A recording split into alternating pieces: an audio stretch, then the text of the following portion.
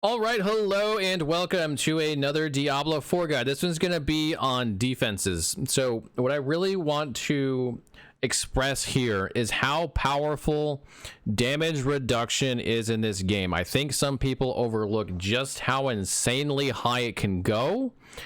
And if you're not stacking a lot on your gear, I think you're going to have a tough time pushing in the late end game if that's what you're into. Now, some builds can do a lot more than others, so it's not a one-for-one for each class, for example, but I'm just going to show you the kind of damage reduction we're looking at on the Shred Druid endgame build that I wrote up on Max Roll as a just example of what you can potentially do, at least on some builds, the kind of damage reduction you can get.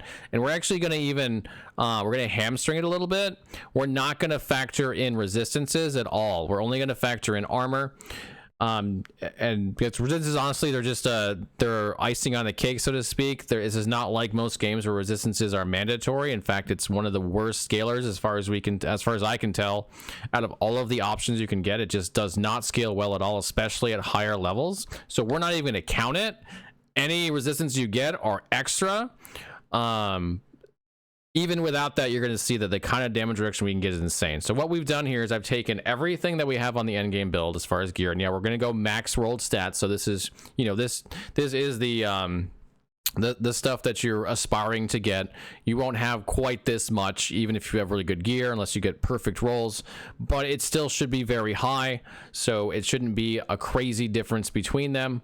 And we're also going to take in, we're going to use as a hamstring on this, so a conditional that every single thing is multiplicative. I don't know this for sure. For example, I'm not positive that rare and magic nodes of the same type in the Paragon board aren't additive and then multiply, but I'm assuming they don't, because that's the worst case scenario. If they are additive and then multiplicative of other things, that's actually even more damage reduction.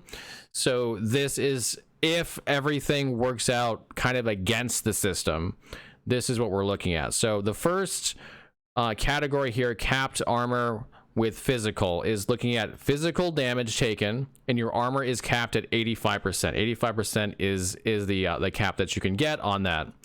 And then the non-fizz one is the cap you can get on non-fizz resistance from armor, which is half. So it's 42.5. Then we have, assuming we don't have capped armor, we only have half of the armor, so 42.5%. And then, of course, we have that again for the non-fizz. So in all three scenarios, this is, again, all the damage reduction that build is displaying.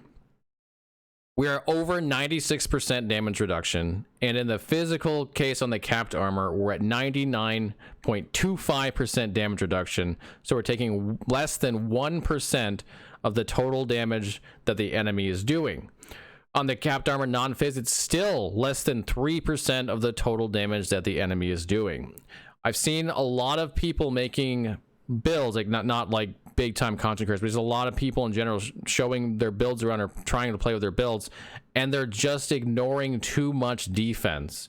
This stuff scales insanely high. Like the stuff that you can put on gear, 22.5%, 47.3% while injured, and yet that's conditional to injure, but that's still a huge damage reduction. If you're hurt, that could be enough to keep you alive. And when you put all these things together, assuming they're all working, they are conditionals, and that's one of the big caveats we're going to talk about in a second, but assuming that they're all together, you take so little damage compared to like what's actually being put out by the enemy.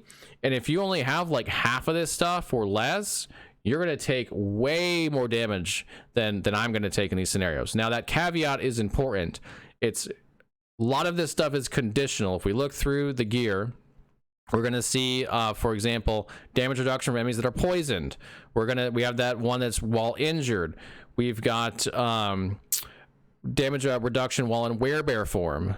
Damage reduction after using a basic skill is also in there. There's a bunch of conditions. In fact, most of the damage reduction in the game is conditional. So that means if you want to maximize your damage reduction, you have to be able to find a way to make your build be in those conditional states as much as possible. If you are in that conditional state only 30% of the time, then 70% of the time, that damage reduction does not count at all. So you're going to take a lot more damage than if you keep it up 90 or 100% of the time. So that's a big key, I think, to making builds right now in Diablo 4, is you have to be able to stack enough damage reduction to be able to handle the late game stuff and also get those conditionals on as much as possible, which is why this build in particular tries to get you into werewolf form almost 100% of the time, if not 100% of the time, so that we can definitely be taking that damage reduction into account pretty much whenever we're doing anything. And then all the other stuff is the same. It's like as much as we can possibly get you into that conditional is what we're going to do. The only real exception there is while injured, and that's being used as a way to kind of help you survive, maybe getting one shot or dying when you're already low health. So you need to really factor these things in when you are making your build. The other thing I want to talk about is armor.